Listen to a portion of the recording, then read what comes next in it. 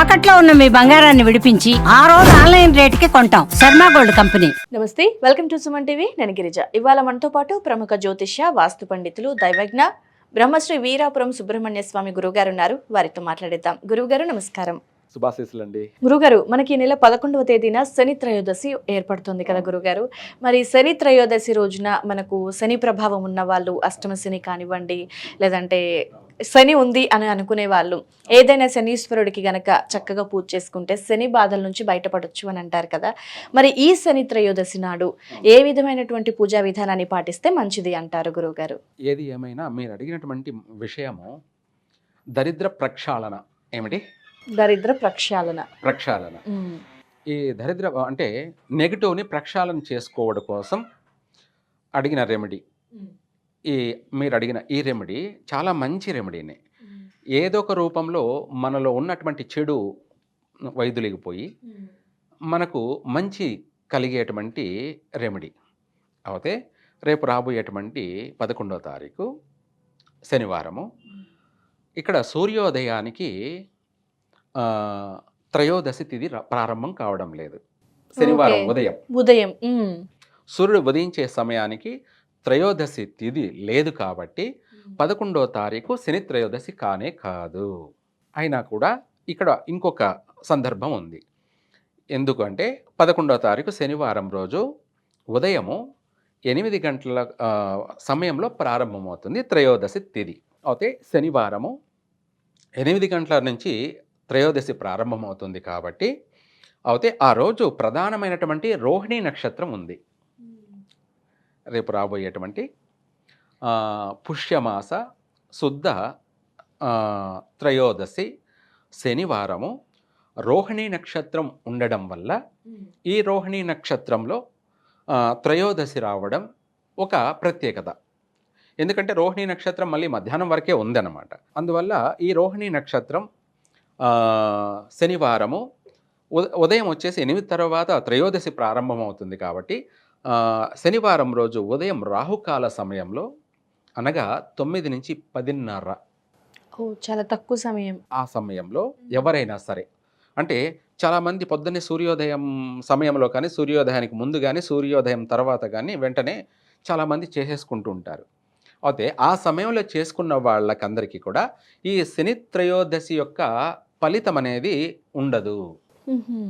అంటే ఈరోజు శనివారం శని త్రయోదశి కదా అనుకుంటారు చాలామంది. త్రయోదశి తిథిలో చేసినప్పుడే పూర్ణ ఫలితం దక్కుతుంది శనికి సంబంధించి. అవును. ఉదయమే చేసినటువంటి వాళ్ళకి ద్వాదశి తిథిలో చేస్తారు కాబట్టి ఆ ఫలితం అనేది ఉండదు.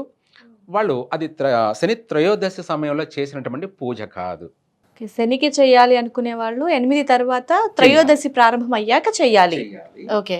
అది కూడా శనివారం రోజు 8 తర్వాతే కాకుండా రాహుకాల సమయంలో 9 నుంచి 10:30 రోహిణీ నక్షత్రము, త్రయోదశి, అలాగే శనివారము. ఎటువంటి కర్మలైనా సరే తప్పకుండా, అంటే అష్ట కష్టాలు అంటారు, కరువు కాటకాలు అంటారు, ఇటువంటివి వాళ్లకు వంశాన్ని పట్టి పీడిస్తున్నటువంటి ఆర్థిక సమస్యలు కానీ లేదా ఇంకా అనారోగ్య సమస్యలు కానీ ఇవన్నిటి నుంచి కూడాను విముక్తి పొందాలంటే, అవన్నీ కూడా వైదొలిగిపోవాలి అంటే ఈ రోహిణీ నక్షత్రం ఆ రోజు ఉండడం వల్ల ఉదయం రాహుకాల సమయంలో వీళ్ళు 1.25 కిలో తెల్ల నువ్వులు, 1.25 కిలో తెల్ల నువ్వులతోటి ఆ సమయంలో ఆ యొక్క శనేశ్వరునికి అష్టోత్తరం జరిపిస్తూ, లేదంటే పూర్తిగా పూజారిని పెట్టుకొని చేస్తే పూర్తిగా పూజా కార్యక్రమాలు జరిపించవచ్చు. లేదా వాళ్ళే ఒక అష్టోత్తరం దొరుకుతుంది, బుక్ ఏదైనా, అది తీసుకొని అష్టోత్తరాన్ని చదువుకుంటూ ఈ నువ్వులు ఇట్లా పిరికిడితో పట్టుకొని బొటన వేలు పైకి ఇలా ఉండాలి తంబు. ఇలా నువ్వులు చేత పట్టుకొని ఆయన శనీశ్వరుడి పైన వేస్తూ వదులుతూ, అలాగే ఈ అష్టోత్తరాన్ని పూర్తిగా చేసినట్టయితే వాళ్ళ జీవితానికి, వాళ్ళ కుటుంబానికి ఎన్నో వేల సంవత్సరాల నుంచి పట్టి పీడిస్తున్నటువంటి కర్మలన్నీ కూడాను వాటి నుంచి విముక్తి పొందుతారు. అవన్నీ కూడా వైదొలిగిపోతాయి. ఇక్కడ రాహుకాలము, త్రయోదశి, అలాగే శనివారము, అలాగే రోహిణి నక్షత్రము చాలా అన్నీ కూడాను కలిసి ఉండడం వల్ల చాలా మంచి రెమెడీ అనేది వాళ్ళకు కలుగుతుంది. అంటే వాళ్ళ కోరికలు అన్నీ కూడా నెరవేరుతాయి. వాళ్ళ దరిద్రం అంతా కూడా ప్రక్షాళన జరుగుతుంది. చక్కగా కుటుంబాలపాది కూడా కుటుంబంలో అందరూ కూడా కుటుంబ సభ్యులందరూ కూడా ఒక తెలియనటువంటి ఒక పాజిటివ్ మంచి ఆలోచనలతోటి వాళ్ళ జీవితాన్ని 3 పూలు 6 కాయల జీవనాన్ని సాగిస్తారు. గురుగారు రాహుకాల సమయంలో చేసుకుంటే మంచిది, అష్ట కష్టాల నుంచి బయటపడతారని అన్నారు కదా. మరి ఆ సమయంలో కుదరని వాళ్ళు ఉద్యోగాలకు వెళ్ళే వాళ్ళు కూడా ఉంటారు కాబట్టి, మరి ప్రదోష కాలంలో ఏదైనా చేసుకునే వాళ్ళ కోసం, కుదరని వాళ్ళ కోసం ఏదైనా పరిహారం? మంచి రెమెడీని ఇక్కడ మీరు అడిగిన దానికి చాలా మంచి రెమెడీ తెలియచేద్దాం. ఆ రోజు రోహిణి నక్షత్రం మృగశిర నక్షత్రం కూడా ప్రవేశిస్తుంది కాబట్టి సాయంత్ర సమయంలో శని త్రయోదశి రోజున మన యొక్క కుటుంబ సభ్యులు అందరూ కూడా ఎంతమంది అయితే ఉన్నారో వాళ్ళ కరుబుజికాయ అనేసి ఉంటుంది.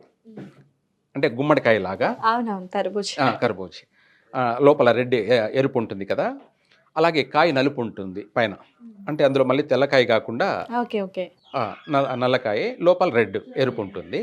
ఆ కాయని ఇంట్లో ఎవరికైతే అర్ధాష్టమ శని, అష్టమ శని, ఏలే నాటి శని అని చెప్పేసి జరుగుతుంది అని బాధపడుతుంటారు, లేకపోతే నరజిష్టితో బాగా నలిగిపోతూ మనుషులు కృంగిపోతూ ఉంటారో ఇటువంటి వాళ్ళందరూ సాయంత్ర సమయంలో శనివారం శని త్రయోదశి రోహిణి మృగశిర నక్షత్రాలు 2 కూడా సంధి కాబట్టి ఆ సమయంలో ఈ కరుబుజికాయని తల మీద నుంచి మనకు 3 సార్లు తిప్పి, వాటర్ మిలనే కదా గురుగారు వాటర్ మిలన్ చెప్పేది?